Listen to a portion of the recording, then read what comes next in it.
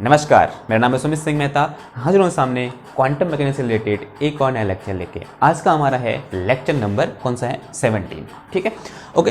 Topic की बात discuss कर लेते हैं। यहाँ पर टॉपिक क्या होने वाला है आज का टॉपिक होने वाला है पार्टिकल वर्सेस वेव। ठीक है, यानी आज एक जनरल डिस्कशन होगा या फिर एक थ्योरेटिकल डिस्कशन होगा किसके बारे में, पार्टिकल और वेव के बारे में।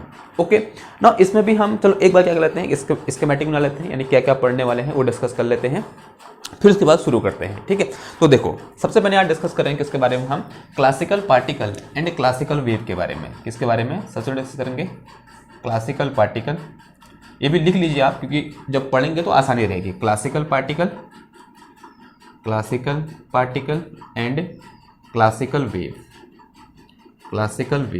इसके बारे में डिस्कस करेंगे। ठीक है, यानी क्लासिकल पार्टिकल क्या होते हैं और क्लासिकल वेव क्या होती है, क्या दोनों सेम होते हैं या फिर अलग अलग होते हैं, ये डिस्कस करेंगे। उसके बाद हम क्या करेंगे, अब एक एक्सपेरिमेंट करेंगे। ठीक है, यानी कोई भी अगर थ्योरेटिकली हम बात कर रहे हैं उसको एक्सपेरिमेंटली क्या होना चाहिए, सेटिस्फाई होना चाहिए उस बात को। तो यहाँ पर भी हमें एक्सपेरिमेंट करेंगे और वो एक्सपेरिमेंट होगा कौन सा, डबल स्लिट एक्सपेरिमेंट। ठीक है, तो सबसे पहले हम यहाँ पर देखें किसके लिए, डबल स्लिट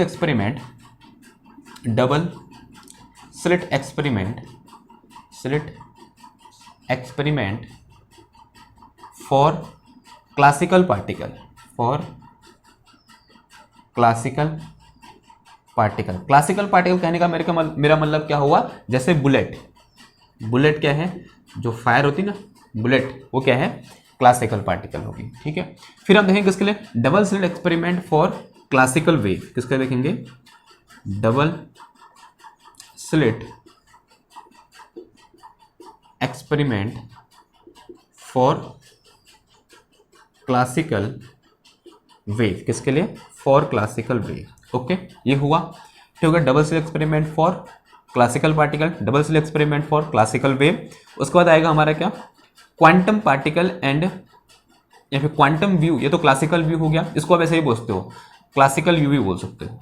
क्या बोल सकते हो इसका दूसरा नाम आप, classical view of particle and wave, ऐसे ही बोलते हैं, या फिर classical particle and classical wave भी बोल सकते हो। अब क्या है यहाँ पर नेक्स्ट टॉपिक हमारा क्या, quantum mechanical particle, quantum view, ऐसे बोलो, quantum view of particle and wave. ठीक है, जैसे यहां पर हमने डबल स्लिट एक्सपेरिमेंट किया था, यहां पर भी हम क्या करेंगे, डबल स्लिट एक्सपेरिमेंट करेंगे। Double slit experiment for quantum particle क्या हो जाएगा, double slit experiment for double slit experiment for किसके लिए, क्वांटम पार्टिकल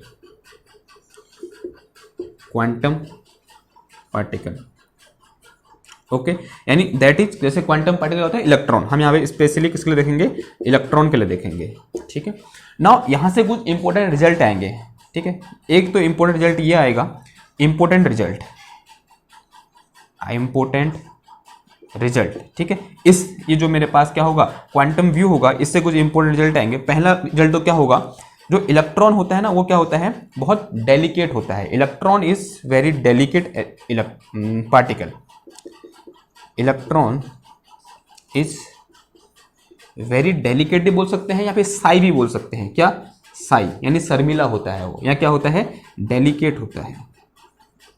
ओके, या फिर बोलते हैं शर्मीला, अगर आप हिंदी बोलना चाहें तो क्या होता है, वो शर्मीला होता है। इस बात से क्या मतलब हुआ ये भी समझेंगे हम, कि इलेक्ट्रॉन इज वेरी साई या फिर डेलिकेट,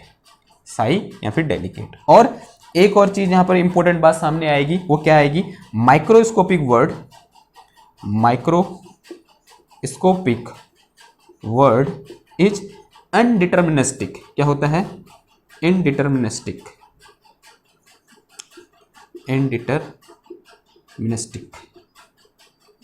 ठीक है, कैसा होता है, इनडिटर्मिनिस्टिक होता है, ठीक है, माइक्रोस्कोपिक वर्ड इज इनडिटर्मिनिस्टिक। ओके, तो ये क्या होंगे, आज के हमारे टॉपिक होंगे। ओके, ये लिख लो आप, फिर डिस्कस करते हैं क्या करके। हैंड डालो, क्या, classical view of particle and wave. ठीक है, मैं इधर लिखूं, इधर लिखते हैं, classical view of particle and wave. कहीं लिखो, classical view of particle and wave. Okay, ना देखो क्लासिकल मैकेनिकली क्या होता है, जो पार्टिकल और वेव होते हैं ना, दोनों अलग अलग चीजें होती है। ठीक है, लिख के चलते हैं। देखो क्लासिकली, पेन चेंज कर लेता हूं, क्लासिकली या फिर classical particle and wave both are totally different, both are totally different, both are totally different। Okay, now क्यों डिफरेंट होते हैं, कारण दो या फिर कुछ ऐसे एग्जांपल दो कि जिससे हमको पता चले कि दोनों क्या होते हैं, अलग अलग होते हैं। देखो एक एक करके एग्जांपल लेते हैं। लेट अस सी हाउ, कैसे, ऐसा कैसे होता है। ओके, देखो पहली चीज जो क्लासिकल पार्टिकल होते हैं, अगर मुझे क्लासिकल पार्टिकल के मोशन को डिस्क्राइब करना है तो मुझे सिर्फ एक वेरिएबल की जरूरत होती है या फिर एक पैरामीटर की जरूरत होती है, और वो पैरामीटर क्या होता है, पोजीशन ऑफ पार्टिकल। ठीक है, जैसे फॉर एग्जांपल अगर मुझे किसी पार्टिकल की पोजीशन पता हो, माना ये मेरे पास क्या है, एक रेफरेंस फ्रेम है, इसको एक्स वाई जेड, ठीक है, राइट हैंडेड। ओके, और यहाँ पर क्या है, माना ये पार्टिकल पी रखा हुआ है यहाँ पर, अगर मुझे इसकी पोजीशन पता है, इसका पोजीशन वेक्टर पता है, तो मैं इस पार्टिकल को डिस्क्राइब कर सकता हूँ या फिर इसके मोशन को डिस्क्राइब कर सकता हूँ। कहने का मतलब है, अगर मैं इसका एक बार डिफरेंशिएट करूंगा वेलोसिटी निकल जाएगी, दो बार डिफरेंशिएट कर दूंगा पोजीशन को, एक्सेलरेशन निकल जाएगा, उसको फिर इसके मास से मल्टीप्लाई कर दूंगा तो फोर्स निकल जाएगा। ठीक है, यानी इस पार्टिकल को डिस्क्राइब करने के लिए मुझे सिर्फ क्या चाहिए, इसकी पोजीशन चाहिए, या बोल सकता हूँ सिर्फ मुझे एक वेरिएबल की जरूरत होती है। ठीक है, तो ये क्या हो गया, हमारा क्लासिकल पार्टिकल हो गया। तो यहाँ पर लिख के चलेंगे। ओके, ये डायग्राम बना देना, ठीक है, सॉरी मिटा दिया मैंने, बन जाएगा वो। तो यहाँ पे लिख के चलेंगे कि to determine motion of classical particle we need only one parameter. हमें क्या चाहिए, ओनली वन पैरामीटर चाहिए, and that is position vector. वो क्या होता है, हमारा पोजीशन वेक्टर होता है, दैट इज पोजीशन वेक्टर। ठीक है, अगर मुझे पोजीशन वेक्टर पता हो, यानी तो मैं क्या कर सकता हूं, मुझे उस पार्टिकल की स्टेट पता है, और स्टेट पता है कहने का क्या मतलब हुआ, मैं उससे रिलेटेड जितनी भी चीजें हैं उन सब के बारे में जानता हूं। यानी अगर मुझे उसका पोजीशन वेक्टर पता है तो मैं उसके पार्टिकल की वेलोसिटी भी जानता हूं, उसमें एक ऑपरेटर लगा दूंगा, या बोल सकते हैं उसमें एक बार उसको डिफरेंशिएट कर दूंगा, क्या निकल के आ जाएगी, उसकी वेलोसिटी निकल के आ जाएगी। दो बार डिफरेंशिएशन कर दूंगा, एक्सेलरेशन निकल के आ जाएगा। ठीक है, तो मैं उसके मोशन को डिस्क्राइब तो कर रहा हूं, वेलोसिटी निकालना है, एक्सेलरेशन निकालना है, उसमें लगने वाला फोर्स निकालना, ये सब चीज क्या है, उसके मोशन को डिस्क्राइब करना। तो वही तो बात लिखी मैंने, to determine motion of classical particle we need only one parameter. हमको क्या चाहिए, सिर्फ एक पैरामीटर चाहिए। But on the other hand वहीं दूसरी ओर क्या होता है, to determine the classical wave we need two variable. हमें क्या चाहिए, टू वेरिएबल चाहिए। देखो वो वेरिएबल कौन कौन से देखते हैं, और पहले लिखते हैं on the other hand to determine classical wave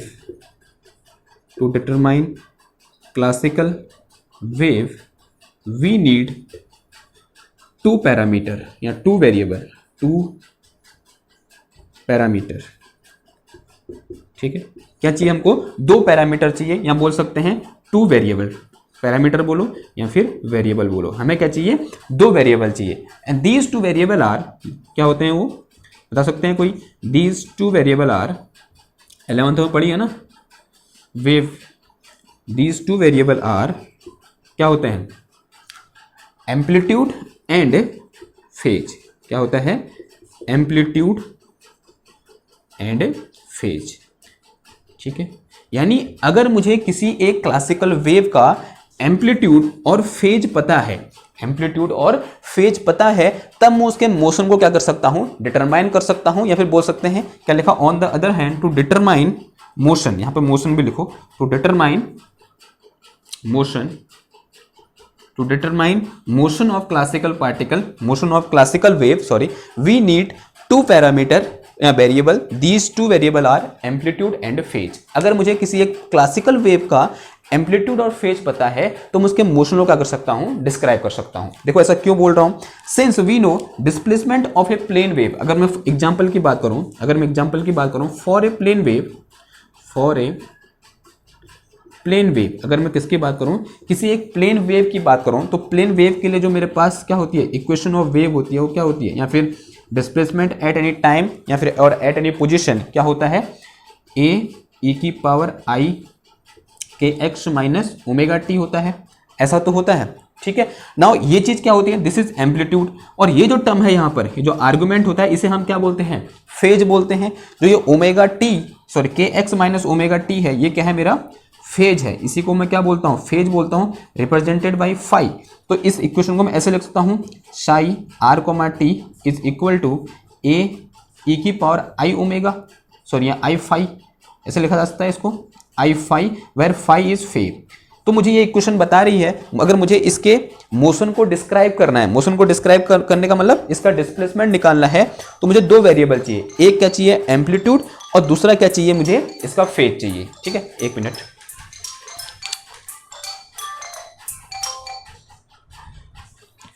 ठीक है, यहां से क्लियर होगी बात, क्या मुझे क्या चाहिए, या तो एक तो एम्पलीट्यूड चाहिए, दूसरा क्या चाहिए, फेज चाहिए। अगर मुझे फेज पता होगा ना, तो थोड़ा बहुत आपको याद आ रहा हो, अगर मुझे ये फेज पता हो तो वेलोसिटी निकाल सकता हूं मैं, सिंस वेलोसिटी इक्वल टू क्या होता है, ओमेगा अपॉन के होता है। तो ये अगर फेज इस टर्म में दिया होगा तो ऐसे ओमेगा अपॉन के करूंगा तो वेलोसिटी निकल जाएगी। ठीक है, या फिर इसको डिफरेंशिएट कर दूंगा तो किसी टाइम पर वेव की वेलोसिटी निकल जाएगी। ठीक है, ये बात आपको पता है, 11th में पढ़ी हुई बातें हैं। तो इस तरीके से क्या करते हैं हम, क्लासिकल वेव को क्या करते हैं, एक्सप्लेन करते हैं, और या फिर क्लासिकल वेव को के मोशन को डिटरमाइन करने के लिए हमको एटलीस्ट दो वेरिएबल चाहिए, और क्लासिकल पार्टिकल को डिटरमाइन करने के लिए, उसके मोशन को एक्सप्लेन करने के लिए हमको सिर्फ क्या चाहिए, एक पैरामीटर चाहिए। क्लियर हुई बात। तो ये तो क्या हो गया, पहला हो गया, मतलब पहला डिफरेंस ये बोल सकते हैं, या फिर पहली चीज होगी जिसकी हेल्प से हम देख सकते हैं कि classical particle is totally different from classical wave. Now okay, ये लिख लिया था ना, ठीक हो गया। अगला देखो, अगला पॉइंट क्या है कि जो क्लासिकल पार्टिकल होते हैं वो इंटरफ्रेंस का पैटर्न नहीं दिखाते हैं। Classical particle do not show interference pattern. अगला जो इंपॉर्टेंट है यहाँ पे जो अगला पॉइंट है वो क्या है, क्लासिकल पार्टिकल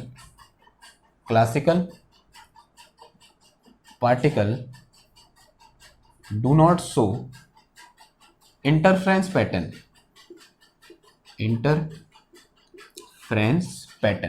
ये इंटरफ्रेंस पैटर्न नहीं दिखाते हैं। Classical particle do not show interference pattern. Interference क्या होता है आप जानते हो, ठीक।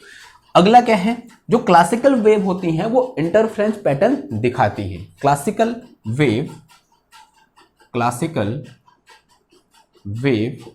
Shows interference pattern. ये क्या दिखाती हैं, इंटरफ्रेंस पैटर्न दिखाती है, ठीक है। और ये हम भी जानते हैं, जैसे कोई क्लासिकल वेव का मतलब क्या हुआ, लाइट वेव भी क्लासिकल वेव है, या फिर बोल सकते हैं water wave is a classical wave. अगर कोई दो वेव एक जगह पर मिल रही हैं तो वहां पर इंटरफ्रेंस होता है, ठीक है। तो यहां पर क्या लिखा हमने, classical wave shows interference pattern.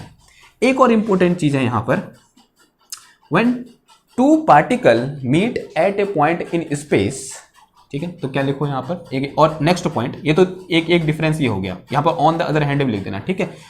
अब तो तीसरा है वो क्या है मेरे पास, on the other hand, okay sorry, when two classical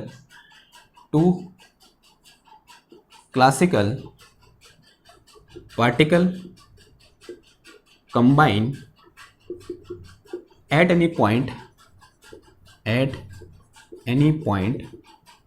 इन स्पेस, एट एनी पॉइंट इन space, then their intensity add up।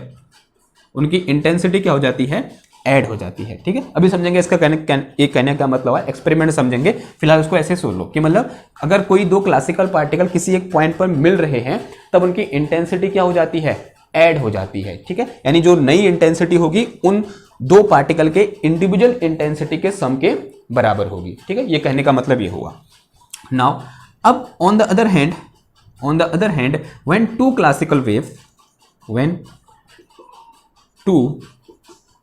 Classical wave combine at any point in space then their amplitude add up, their amplitude, उनका जो amplitude होता है वो add हो जाता है, their amplitude is added but intensity does not, but intensity, यार अंग्रेजी में थोड़ा हाथ ढीला है मेरा, बट इंटेंसिटी मतलब इंटेंसिटी नहीं करती है, बट इंटेंसिटी डोंट, ठीक है। एम्पलीट्यूड तो क्या हो जाता है, ऐड हो जाता है जब कोई दो वेव क्या होंगी किसी एक स्पेस में या फिर किसी जगह पर मिलेंगी, तब उनका एम्पलीट्यूड तो क्या हो जाएगा, ऐड हो जाएगा, बट उनकी इंटेंसिटी ऐड नहीं होती है, ठीक है। ये बात है ना। तो ये क्या हो गया हमारा, तो इन बातों से पता चला कि जो क्लासिकल वेव होती है वो क्लासिकल पार्टिकल से क्या होती है, टोटली डिफरेंट होती है। ये तो थ्योरेटिकली पढ़ा हमने। अब एक्सपेरिमेंटली बताओ, मतलब एक्सपेरिमेंटल भी क्या होना चाहिए, ऐसा हमको देखने को मिलना चाहिए। तो हमें क्या चाहिए, एक एक्सपेरिमेंटल सेटअप चाहिए। तो जो एक्सपेरिमेंटल सेटअप है वो कौन सा है, डबल स्लिट, ठीक है। तो हम क्या करेंगे, क्लासिकल पार्टिकल के लिए डबल स्लिट एक्सपेरिमेंट करेंगे, फिर उसके बाद क्लासिकल वेव के लिए डबल स्लिट एक्सपेरिमेंट करेंगे, और दोनों को देखेंगे कि वहां से भी हम पाएंगे कि जो क्लासिकल पार्टिकल होता है वो क्लासिकल वेव से क्या होता है, टोटली डिफरेंट होता है। क्लियर हुई बात। तो अब नेक्स्ट हेडिंग है, ये नोट करो, जो नेक्स्ट हेडिंग है वो है हमारी क्या, double slit experiment for classical particle.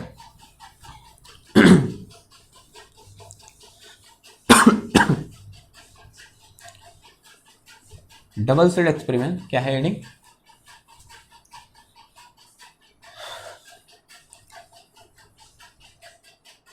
Heading है double slit experiment for classical particle. Double slit experiment for classical particle,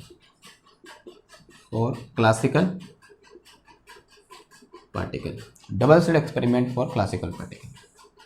okay ना, सबसे पहले देखते हैं कि डबल स्लिट एक्सपेरिमेंट के लिए हमको चाहिए क्या क्या, ठीक है, रिक्वायरमेंट, या फिर एक्सपेरिमेंटल सेटअप भी बोल सकते हैं हम। पहले यहां पर एक्सपेरिमेंटल सेटअप बना लेते हैं, एक्सपेरिमेंटल सेटअप यानी डबल स्लिट एक्सपेरिमेंट में होता क्या क्या है। देखो, एक चीज तो क्या होती है, उसमें एक सोर्स होता है। पहले चीज तो क्या होती है, सोर्स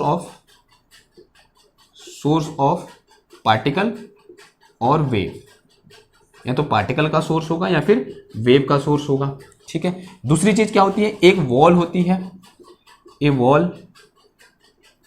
कंसिस्ट टू स्लिट, एक वॉल होती है जिसमें दो स्लिट होती हैं, S1 एंड S2। जनरली उसको क्या बोलते हैं, S1 एंड S2 बोलते हैं, और जो सोर्स है उसको हम जनरली S बोलते हैं, ठीक है।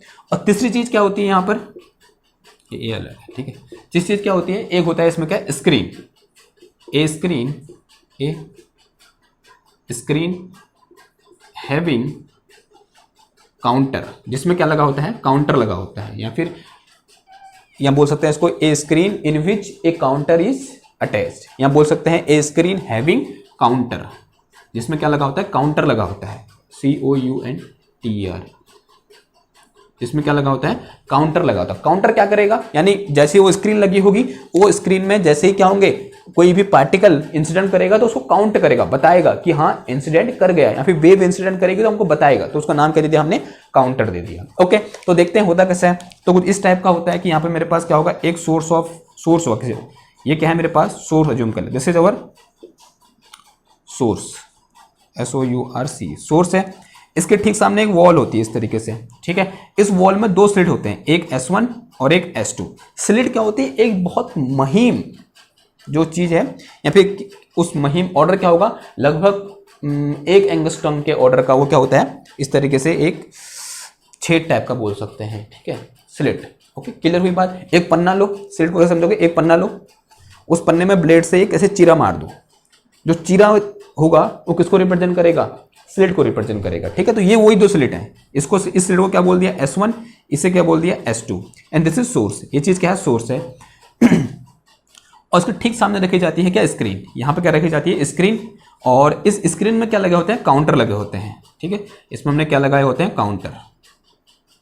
काउंटर क्या करेंगे, यहाँ से कुछ लाइट आएंगे स्लिट से, सॉरी लाइट आएगी, यहाँ पे कोई भी चीज़ आएगी, पार्टिकल आएगा या वेव आएगी, पार्टिकल या वेव कुछ भी आएगा, और इस सोर्स S1 S2 से पास करेंगे और इधर इस स्क्रीन में जाके टकराएंगे। अब स्क्रीन में गई वो कैसे पता चलेगा, यहाँ पे क्या लगा देंगे, हम एक काउंटर लगा देंगे, ठीक है। जैसे वो वेव या पार्टिकल यहाँ पर इंसिडेंट करेगा, काउंटर हमको इंडिकेट करेगा कि वेव यहाँ पहुंच गई है या पार्टिकल यहाँ पहुंच गया है। इतनी बात क्लियर हुई। तो ये क्या हो गया, हमारा एक्सपेरिमेंटल सेटअप हो गया ना। अब देखते हैं कि जब अगर ये जो सोर्स हो वो कैसा सोर्स हो, एक क्लासिकल पार्टिकल का सोर्स हो, और वो क्लासिकल पार्टिकल का सोर्स क्या हो सकता है, बुलेट। क्या अज्यूम कर लो, बुलेट अज्यूम कर लो कि मैं इस सोर्स से क्या निकल रही है, बुलेट निकल रही है। क्या निकल रही है, बुलेट, ठीक है। इस सोर्स से क्या निकल रही है, बुलेट निकल रही है। तब मुझे यहां पर जो ये स्क्रीन है इसमें किस टाइप का पैटर्न दिखाई देखने को मिलेगा, ये हम एक्सपेरिमेंट करेंगे। अगर हमारे पास एक्सपेरिमेंटल सेटअप होता तो हम करते, लेकिन हमारे पास एक्सपेरिमेंटल सेटअप है नहीं। तो जैसा किताब में लिखा है या फिर जैसा किसी ने एक्सपेरिमेंट किया वो बता रखा है कि एक्सपेरिमेंट ऐसा हमको देखने को मिलेगा, तो वही हम यहाँ पर बना देंगे, ठीक है। क्लियर हुई बात, ओके। इसे मिटाता हूं और फिर देखते हैं किसके लिए अब हम क्लासिकल पार्टिकल या फिर बुलेट के लिए डबल स्लिट एक्सपेरिमेंट। अगर मेरे पास कोई बुलेट हो तो बुलेट के लिए डबल स्लिट एक्सपेरिमेंट या फिर नंबर ऑफ बुलेट इस तरीके से सोर्स से निकल रही हैं, और जब वो दो स्लिट से पास हो तो किस टाइप का पैटर्न हमें देखने को मिलता है ना। अब देखो ना, अब यहाँ पर 3 केस होंगे। पहला केस होगा कि जो स्लिट S1 है वो ओपन है और स्लिट S2 क्या है, वो क्लोज है। दूसरे केस में क्या होगा, जो स्लिट S1 है वो क्लोज है और स्लिट S2 क्या है, ओपन है। और तीसरे केस में क्या करेंगे, दोनों स्लिट को ओपन कर देंगे, ठीक है। यानी अलग अलग केस लेंगे। पहला केस देखो, ओके। अब देखो यहाँ पर बनाए, ऐसे बनाते हैं, ऐसे करके पहला यहाँ पर, दूसरा यहाँ पर, तीसरा यहाँ पर, ओके। इस तरीके से मैं इसको डिवाइड कर लेता हूँ, 1 3, ठीक है, सही है ना। देखो यहाँ पर पहला वाला बना रहे हैं ना, ये क्या है, सोर्स है, ठीक है। This is our source, source S है ये, और किसका सोर्स है, ये बुलेट का सोर्स है। इससे बुलेट निकल रहे हैं, फिर क्लासिकल पार्टिकल निकल रहे हैं। इसके ठीक सामने मैंने एक वॉल रखी है यूं करके, इस वॉल में 2 स्लिट हैं। एक क्या है मेरे पास, स्लिट S1 है, और एक क्या है मेरे पास, स्लिट S2 है। और ऐसा बोल रहा हूं मैं, इस पहले वाले चीज में जो स्लिट S2 है वो क्लोज है, जो S2 है वो क्या हो रखी है मेरी, मैंने क्लोज कर रखा, उसको बंद कर दिया उसको, और ओनली स्लिट S1 क्या है, ओपन है। तो यहां से इस तरीके से पार्टिकल निकलेंगे, ठीक है, इस तरीके से पार्टिकल निकलेंगे और इस स्क्रीन में पहुंचेंगे, इस दीवार में पहुंचेंगे, या बोल सकते हैं इस स्लिट के पास पहुंचेंगे ना। जो पार्टिकल इधर पहुंचेंगे, इसके पास पहुंचेंगे, वो यहां से ऐसे बाहर निकलेंगे, ठीक है। वो यहां से इस तरीके से बाहर निकलेंगे और यहां पहुंचेंगे, ठीक। कहां, इस स्क्रीन में पहुंचेंगे। किसमें पहुंचेंगे, सॉरी स्क्रीन कहां, ये है, स्क्रीन बनाई नहीं मैंने, ये स्क्रीन है, ठीक है। ये तो क्या है, पार्टीशन है हमारा, जो बोर्ड का पार्ट कर रखा है, ओके। स्क्रीन ये बनाई मैंने, दिस इज स्क्रीन, ये क्या है, स्क्रीन है। यहां से पार्टिकल निकले और कहां पहुंचे, इस स्क्रीन में पहुंचे। अब देखो, अगर मैं आपसे पूछूं कि मैक्सिमम नंबर ऑफ पार्टिकल कहां पर पहुंचेंगे, तो ऑब्वियसली बात है आपका आंसर होगा इसके ठीक सामने पहुंचेंगे। यानी यहां पर maximum number of time particle कहां पहुंचेंगे, इधर पहुंचेंगे, ओके। या फिर जो बुलेट है वो मैक्सिमम नंबर ऑफ टाइम कहां पहुंचेगी, इसके ठीक सामने पहुंचेगी। और कुछ टाइम ऐसा भी हो सकता है, वो हो सकता है कि इस S1 के H से टकराए और इधर पहुंच जाए, ठीक है। ऐसा भी तो हो सकता है कुछ टाइम, मतलब एक ऐसा चांस भी हो सकता है, फिर ऐसा केस भी हो सकता है कि बुलेट इस S1 के H से टकराए और इधर पहुंच जाए। क्लासिकली हो रहा है सब कुछ, हाँ। क्लासिकल जैसे दरवाजा है, दरवाजे के कोने से बॉल टकराती है, वो इस तरीके से इधर को चले जाती है, ऐसा ही कुछ केस हो रहा है, ठीक है। तो यहाँ पर टकराई वो बुलेट और इधर पहुंच गई, सिमिलरली इस कोने से टकराई और इधर पहुंच गई। लेकिन यहाँ पहुंचने की जो चांस होगा या फिर जो नंबर ऑफ टाइम यहाँ पर पहुंचेगी वो बुलेट, वो क्या होगा, बहुत कम होगा। लेकिन मैक्सिमम नंबर ऑफ टाइम कहाँ पहुंचेगी बुलेट, वो इधर पे पहुंचेगी। अगर मैं इसके लिए इंटेंसिटी डिस्ट्रीब्यूशन ग्राफ बनाऊं तो कैसा ग्राफ आया, अब ये एक्सपेरिमेंटल जो ग्राफ आया वो ऐसा आया, ठीक है। अब आप मेरे से पूछोगे क्या आपने कभी एक्सपेरिमेंट किया है, मेरा आंसर है नहीं, मैंने नहीं किया है। तो आप कैसे बना रहे हो, मैंने किताब में पढ़ा है, ठीक है। तो किताब में ऐसा ही बना है तो हम ऐसा बना देंगे, और अंडरस्टूड भी है। तो ये क्लासिकल पार्टिकल है, यहाँ से निकल रहा है, मैक्सिमम टाइम यहाँ पर पहुंचेगा, तो यहाँ पर इसकी पहुंचने की जो मतलब मैक्सिमम टाइम यहाँ पर पहुंचेगा, तो यहाँ पर जो इंटेंसिटी होगी, अगर इंटेंसिटी डिस्ट्रीब्यूशन ग्राफ बनाऊंगा तो इस टाइप का ग्राफ बनेगा, ठीक है। अब यहाँ पर इंटेंसिटी का क्या मतलब हुआ,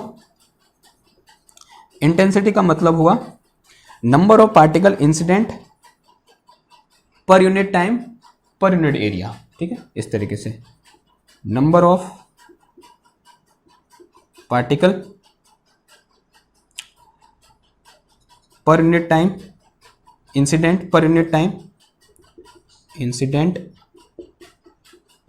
पर यूनिट टाइम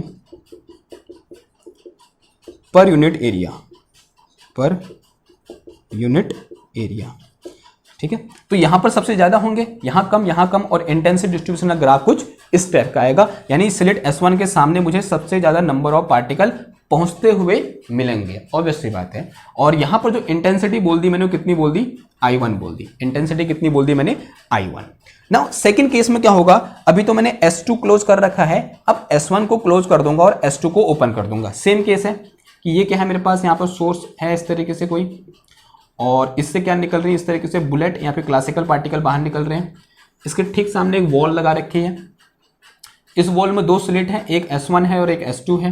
ये S1 स्लिट है और ये S2 स्लिट है, और इस पर्टिकुलर केस में मैंने S2 को क्या कर रखा है, ओपन कर रखा है, और S1 को क्या कर रखा है, क्लोज कर रखा है। ठीक है, नाउ जिस तरीके से यहां पर मेरे पास स्क्रीन थी, उस तरीके से यहां पर भी एक स्क्रीन होगी, इस तरीके से एक इस तरीके से मैंने यहाँ पर स्क्रीन लगा दी। ओके ना, अब यहाँ से क्या होंगे, कुछ क्लासिकल पार्टिकल, जैसे ही ये क्लासिकल पार्टिकल यहाँ पहुंचेंगे तो यहाँ से भी उस तरीके से बाहर निकलेंगे, यूं करके ये बाहर निकल रहे हैं। ठीक ना, जैसे यहाँ पर मुझे इसके ठीक सामने एक मैक्सिमम देखने को मिला था, यहाँ पे मैक्सिमम इंटेंसिटी देखने को मिली थी, उसी तरीके से इस केस में क्या होगा, इसके ठीक सामने यहाँ पर मुझे मैक्सिमम इंटेंसिटी देखने को मिलेगी, और जैसे हम इससे ऊपर या नीचे जाएंगे इंटेंसिटी क्या होती रहेगी, कम होती रहेगी। तो कुछ इस टाइप का ग्राफ मुझे देखने को मिलेगा, ये अंडरस्टूड है। ठीक है, किस केस में, जब मैंने क्या कर रखा है, स्लिट S2 को ओपन और स्लिट S1 को क्या कर रखा है, क्लोज कर रखा है। ठीक है, तो ये तो क्या होगा मेरे पास सेकंड केस, व्हेन जो S2 है वो क्या है मेरा यहां पर ओपन है, S2 is open, in this case S2 is close. Clear. Now third case में क्या करूंगा, इन दोनों स्लिट को क्या कर दूंगा मैं, ओपन कर दूंगा। अब यहां पर जो इंटेंसिटी है जिम कर लो कितनी है, I2 है, इंटेंसिटी कितनी है यहां पर, I2 है। नाउ थर्ड केस में क्या हो रहा है, open both slit are open, यानी S1 S2 दोनों क्या है, ओपन है। अगेन यहां पर क्या है मेरे पास, इस तरीके से ये सोर्स है, ठीक है, ये सोर्स है, इससे क्लासिकल पार्टिकल इस तरीके से बाहर निकल रहे हैं, ये सोर्स S है। ठीक है, ये क्या है, सोर्स S है। इसके ठीक सामने क्या रखी है, एक स्क्रीन रखी है ऐसे करके, इस स्क्रीन में दो स्लिट है, एक S1 और एक S2, ये बना दी हमने, ये S1 है ये S2 है, और दोनों स्लिट क्या है इस टाइम पर ओपन है, दोनों स्लिट क्या है, ओपन है। तो दोनों स्लिट से क्या हो रहे हैं, इस तरीके से पार्टिकल बाहर निकल रहे हैं, यहां से भी पार्टिकल इस तरीके से क्या हो रहे हैं, बाहर निकल रहे हैं। कैसे पार्टिकल है, क्लासिकल पार्टिकल। अब देखो यहां पर जो मुझे क्या देखने को मिला, ग्राफ देखने को मिला, कुछ इस टाइप का ग्राफ देखने को मिला। किस टाइप का ग्राफ, यहां से ऐसे इस तरीके से ऐसा ग्राफ देखने को मिला। और जब मैंने इसकी इंटेंसिटी को क्या किया, मेजर किया, तो मैंने पाया कि जो इसकी इंटेंसिटी है I इज इक्वल टू किसके बराबर है, I1 प्लस I2 के बराबर है। किसके बराबर है, I1 प्लस I2 के बराबर है। यानी जो यहां पर मुझे इस स्क्रीन में इंटेंसिटी देखने को मिली, कब, जब ओनली स्लिट S1 ओपन थी, और जब इंटेंसिटी देखने को मिली कब, जब ओनली स्लिट S2 ओपन थी, और जब उन दोनों को ऐड किया मैंने, जो कौन सी इंटेंसिटी निकल के आएगी, वो इंटेंसिटी निकल के आएगी जब स्लिट S1 और S2 दोनों क्या है, ओपन है। और ऐसे थोड़ी देर पहले हमने पढ़ा था कि इन case of classical particle intensity at any point, sorry, अगर कोई दो क्लासिकल पार्टिकल किसी एक पॉइंट पर मिलते हैं इन स्पेस में, तो इंटेंसिटी क्या हो जाती है, ऐड हो जाती है। ये तो डिस्कस किया था हमने। और वैसा ही हमको क्या देखने को मिला, एक्सपेरिमेंटली देखने को मिला। यानी in case of classical particle, when two classical particle meet at any point in space, then their intensity add up, तब उनकी इंटेंसिटी क्या हो जाती है, ऐड हो जाती है। वैसा ही मुझे यहां पर देखने को मिला। यानी यहां पर जो इंटेंसिटी डिस्ट्रीब्यूशन है वो इन दोनों इंटेंसिटी डिस्ट्रीब्यूशन के सम के बराबर है। यानी यहां पर I is equal to I1 plus I2 है। तो सिंपल अलजेब्रिक सम हो रहा है यहां पर, यानी क्लासिकल मैकेनिक्स चल रही है, क्योंकि क्लासिकल पार्टिकल है, ऑब्वियस सी बात है। क्लियर हुई बात। नाउ तो ये क्या हो गया मेरे पास, डबल स्लिट एक्सपेरिमेंट फॉर किसके लिए, क्लासिकल पार्टिकल के लिए। क्लियर, या फिर बुलेट के लिए, सिंपल सी बात बोले तो ना। अब देखो, अब इसको बना लो, इसको बनाओ, मैं इसको मिटाऊंगा। अब किसके लिए देखेंगे डबल स्लिट एक्सपेरिमेंट, हम वेव के लिए देखेंगे। यानी कौन सी वेव के लिए, क्लासिकल वेव के लिए। अब लिखो double slit experiment for classical wave, फिर दोनों को कंपेयर कराएंगे, और जो रिजल्ट हमने देखे थे इससे पहले ना, जो लिखे थे हमने, जो थ्योरेटिकली भाषा लिखी थी, उसको हम एक्सपेरिमेंट से भी देखेंगे। तो पहले तो हमको देखने को मिल गया कि यहाँ पर इंटेंसिटी क्या हो जा रही है, ऐड हो जा रही है, जब दो क्लासिकल पार्टिकल क्या हो रहे हैं, इस तरीके से मीट हो रहे हैं। ठीक है, ओके। अब देखो एक चीज और, ये इंटरफेरेंस पैटर्न भी नहीं दिखा रहा है। इंटरफेरेंस पैटर्न में क्या होता है, जब स्लिट से कोई पार्टिकल पास करता है या फिर वेव पास करती है, इंटरफेरेंस पैटर्न में क्या होता है कि कहीं पर इंटेंसिटी मैक्सिमम होती है, कहीं पर इंटेंसिटी मिनिमम होती है। तो यहां पर अगर ये इंटरफेरेंस पैटर्न में दिखाना होता तो यहां पर इस तरीके से क्या मिलता, मैक्सिमम मिनिमम देखने को मिलता, लेकिन हमें यहां पर ऐसा कुछ भी देखने को नहीं मिला। तो जो पहली बात थी या फिर दूसरी बात जो भी बात थी, जो नंबर था वहां पर क्या थी कि जो क्लासिकल पार्टिकल होते हैं they do not show interference pattern, so we can see this thing from this experiment. तो हम उस चीज को इस एक्सपेरिमेंट से देख सकते हैं कि यहां पर हमको इंटरफेरेंस पैटर्न देखने को नहीं मिल रहा है। क्लियर? ओके, अब हिंट डालो कि double slit experiment for classical wave, इसको क्लासिकल वेव कह दो आप। तो मैं पूरा मिटाता हूं एक बार, फिर लिखते हैं double slit experiment for classical wave. उसमें भी हम 3 केस लेंगे, एक बार स्लिट 1 को ओपन करेंगे, एक बार स्लिट 2 को ओपन करेंगे, और एक बार क्या करेंगे, दोनों को ओपन करेंगे। ठीक है, अभी क्या है मेरे पास, क्लासिकल वेव है, double slit experiment for classical wave. देखो क्लासिकल वेव के लिए क्या होगा, तो क्लासिकल वेव क्या होती है, सबसे पहले वाटर वेव हो गया, जैसे लाइट वेव हो गया, ये क्या है, क्लासिकल वेव है। तो इसका सोर्स चाहिए हमको। यहां भी 3 एक्सपेरिमेंट होंगे। ओके, तो इसको मैं फिर से डिवाइड कर दूं 3 पार्ट में, तो मिटा दिया मैंने, गलती करी, चलो दोबारा बना लेते हैं। इस तरीके से 3 पार्ट में डिवाइड कर लिया। नाउ सबसे पहला केस में क्या होगा कि जो हमारा स्लिट S1 होगा वो ओपन होगा, और S2 जो होगा वो क्या होगा, हमारा क्लोज होगा। ओके, तो सबसे सोर्स चाहिए मेरे को, मैंने जूम कर लिया, यहाँ पर क्या है, सोर्स है। ठीक है, जैसे सोर्स ऑफ वेव, ये क्या है मेरे पास, सोर्स ऑफ वेव है। और हाइगेंस की थ्योरी कहती है वेव को हम किस फॉर्म में चलता हुआ जूम कर सकते हैं, वेव फ्रंट के फॉर्म में। तो यहां से क्या हो रहे हैं, इस तरीके से वेव फ्रंट निकल रहे हैं। ठीक है, ये वेव फ्रंट निकल रहे हैं, इसके ठीक सामने क्या लगा दी मैंने, एक वॉल लगा दी, और इस वॉल में क्या है, 2 स्लिट हैं, एक स्लिट ये S1 है और एक स्लिट ये S2 है। ये S1 स्लिट है और ये क्या है, मेरी S2 स्लिट है। ठीक है, और इस पर्टिकुलर केस में क्या हो रहा है, S2 जो है वो क्लोज है, मेरी जो S2 स्लिट है वो क्या है, मेरी क्लोज है, और जो S1 है वो क्या है, मेरी ओपन है।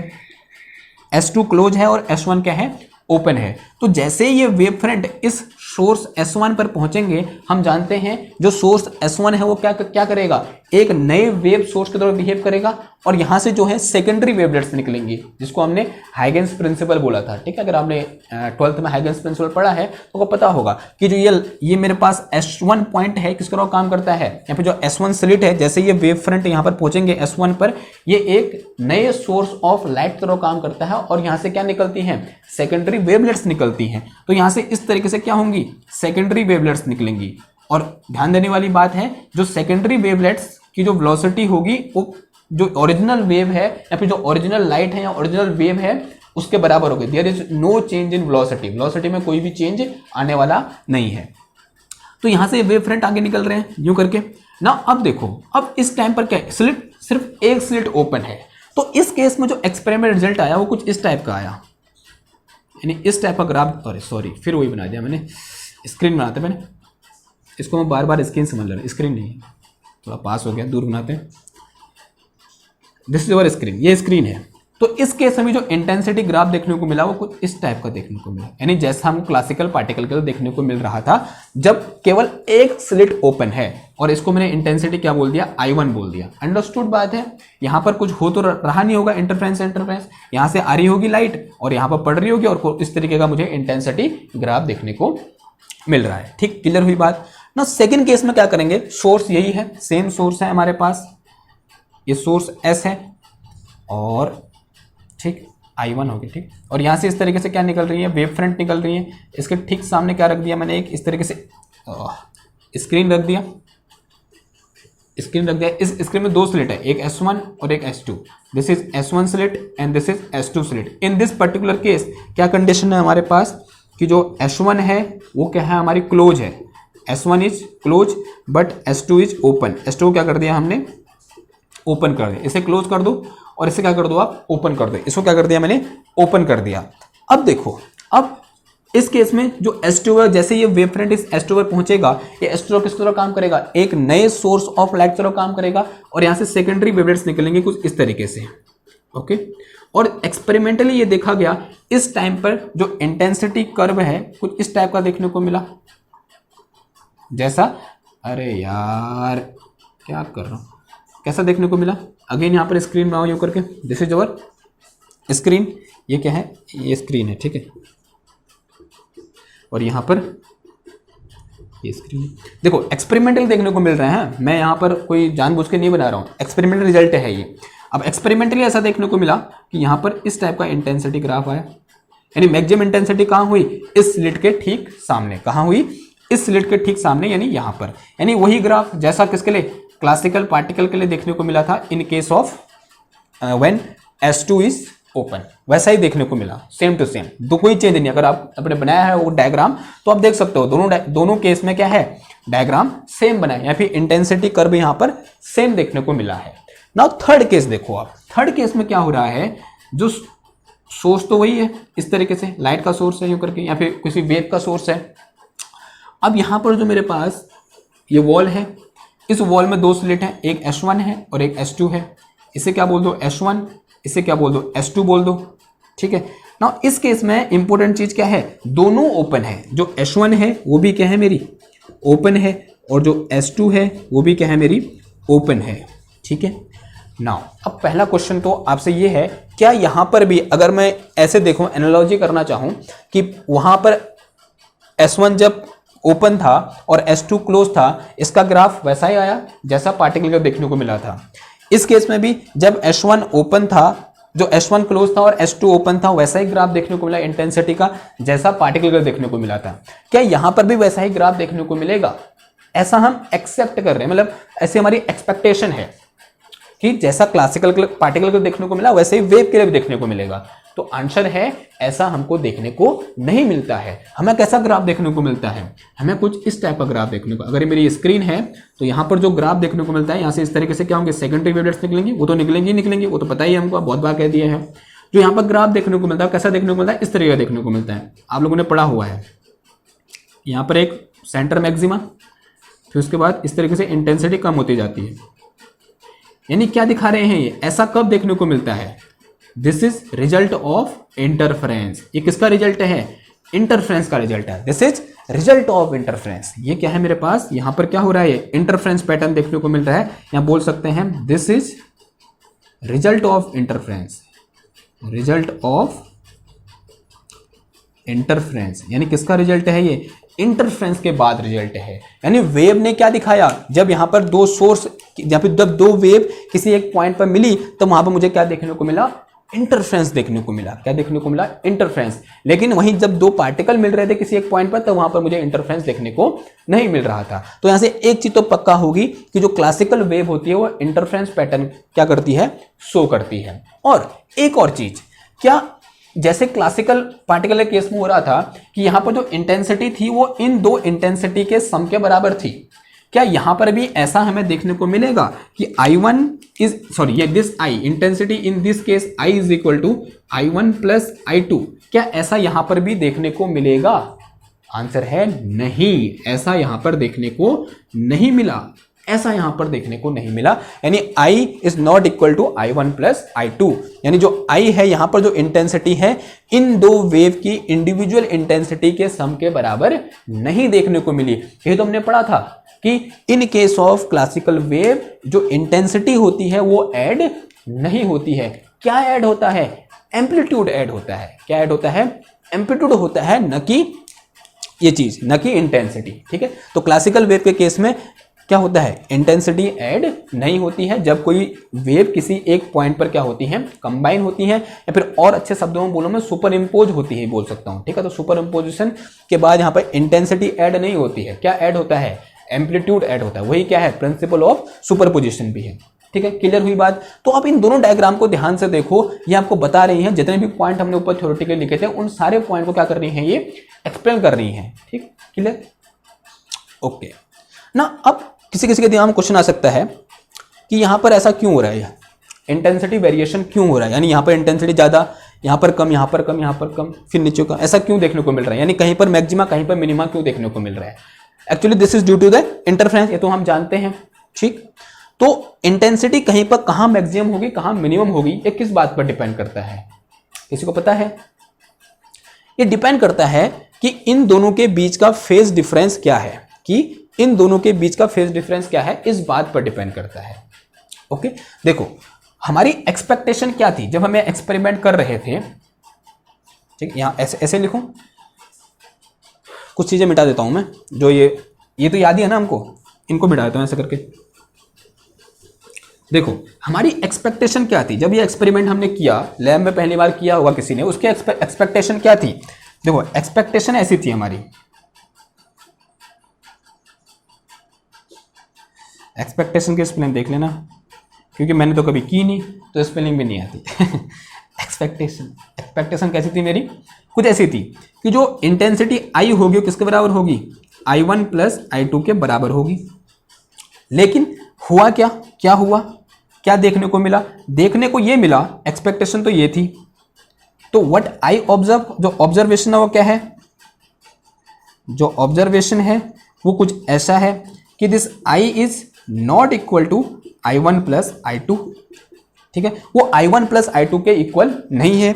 अगर वो इसके इक्वल नहीं है तो किसके बराबर है? तो आंसर ये है कि इसमें एक और टर्म क्या हो जाता है? ऐड हो जाता है, और वो टर्म होता है क्या? वैसे तो डेरिवेशन है उसका पूरा क्लास 12th में मैं करना नहीं चाह रहा, तो जो टर्म होता है वो क्या होता है? I1 प्लस I2, ये तो पहले का आया, और प्लस वो टर्म आता है क्या मेरे पास? 2 under root of I1 I2 cos del, क्या आता है? ये टर्म आया, दिस इज एडिशनल टर्म। किस केस में? वेव के केस में। यानी पार्टिकल के केस में सिर्फ इतना था, और जैसे पार्टिकल को हमने वेव से रिप्लेस किया, ये क्या आ गया? यहां पर एक एडिशनल टर्म आ गया, और due to and this term is responsible for interference, ठीक है। जब सिर्फ ये दो टर्म थे तब इंटरफेरेंस तो हो ही नहीं रहा था, क्योंकि ये दो टर्म किसके हैं? पार्टिकल में भी तो ये दो टर्म पार्टिकल में भी थे, कि जब इंटेंसिटी में ये एक्स्ट्रा टर्म आ गया, ये वाला, तब हमको क्या देखने को मिल रहा है? इंटरफेरेंस देखने को मिल रहा है। तो यहां पर लिख देंगे हम this term is responsible for interference, is responsible for interference. किसके लिए रिस्पॉन्सिबल है ये? इंटरफेरेंस के लिए क्या है? रिस्पॉन्सिबल है। क्लियर हुई बात? ओके ना। अब कब हमें इंटेंसिटी मैक्सिमम देखने को मिलेगी, कब इंटेंसिटी मिनिमम देखने को मिलेगी, वो हम यहां से बता सकते हैं। देखो ये पूरा, अगर इस इक्वेशन को ध्यान से देखो, ये क्वेश्चन बता रही है intensity is maximum when this cos delta is maximum and intensity is minimum when this cos delta is minimum. Okay, ठीक है। अगर मैं किसकी बात करूं? आई मैक्स की बात करूं, then this I max, for this I max we have cos del will be max. Cos del क्या होना चाहिए? मैक्स होना चाहिए। डेल क्या है? Phase difference. ये मैंने ये बताना भूल गया, जो डेल है दिस इज फेज डिफरेंस। ये क्या है? फेज डिफरेंस है, ठीक है, दिस इज फेज डिफरेंस। जो डेल है वो क्या है? Phase difference. तो कॉस डेल वैल्यू मैक्सिमम, और कॉस डेल की जो मैक्सिमम वैल्यू होती है कितनी होती है? +1। और कहां पर होती है? 2n पाई पर होती है। तो जब भी फेज डिफरेंस 2n पाई होगा, वेयर n इक्वल टू क्या है मेरे पास? n इक्वल टू होता है मेरे पास क्या? 0 1 2 3 एंड सो ऑन। और जब भी इस डेल की वैल्यू कुछ ऐसी है, या बोल सकता हूं क्या है? 0 है, 2 पाई है, 3 पाई है, सॉरी 4 पाई है, 6 पाई है, तब हमें क्या देखने को मिलेगा? इंटेंसिटी मैक्सिमम देखने को मिलेगी। कहां? इस स्क्रीन पर, ठीक है। Del is phase difference between these two waves, इन दो वेव का फेज डिफरेंस। नाउ अगर मैं क्या बोलूं, जो कॉस है, कॉस डेल क्या है? मिनिमम है, तो इंटेंसिटी मिनिमम कब देखने को मिलेगी? अगर मैं किसकी बात करूं? मिनिमम इंटेंसिटी की बात करूं, अगर आई मीन की बात करूं, किसकी बात करूं? I mean. और आई मीन मुझे कब देखने को मिलेगा? जब क्या होगा? कॉस डेल क्या होगा? मिनिमम होगा। और कॉस डेल की मिनिमम वैल्यू क्या होती है? जानते हो आप? तो minimum cos del is equal to क्या होता है? -1 होता है। क्या होता है? -1। और इसके लिए डेल की वैल्यू क्या होनी चाहिए? कॉस -1 कहाँ पर होता है? चलो एक बात बना लेते हैं। पाई पर होता है, 3 पाई पर होता है, 5 पाई पर होता है, एंड सो ऑन। अगर उसमें जनरल फॉर्म लिखना तो क्या लिख सकता हूँ? देखो इसे मैं लिख सकता हूँ क्या? 2n लिख सकता हूँ। जनरल फॉर्म में लिखना है तो क्या लिख सकता हूँ? देखो 2n - 1 into pi, where n equal to क्या है? 1 2 3 एंड सो ऑन। रखो n की जगह 1 पुट करो तो कितना आ जाएगा? देखो 2 - 1 पाई, 2 पुट करो तो 3 पाई, 3 पुट करो तो 5 पाई। ठीक है, क्लियर हो गया। तो जब डेल की वैल्यू ऐसी होगी तब मुझे इंटेंसिटी कैसी देखने को मिलेगी? यहाँ पर मिनिमम देखने को मिलेगी। ये हमारे लिए कोई नई बात तो है नहीं। तो ये एक्सपेरिमेंट, ये डबल स्लिट एक्सपेरिमेंट को बताता है कि किस तरीके से जो क्लासिकल पार्टिकल है और क्लासिकल वेव है दोनों क्या है, एक दूसरे से टोटली डिफरेंट है। क्लियर हुई इतनी बात? तो ये तो क्लासिकल वेव और क्लासिकल पार्टिकल की कहानी यहां पर खत्म। ठीक है, ओके। अब बात करते हैं किसकी, quantum wave and quantum particle. तो हिडन डालो, quantum mechanical view of particle and wave.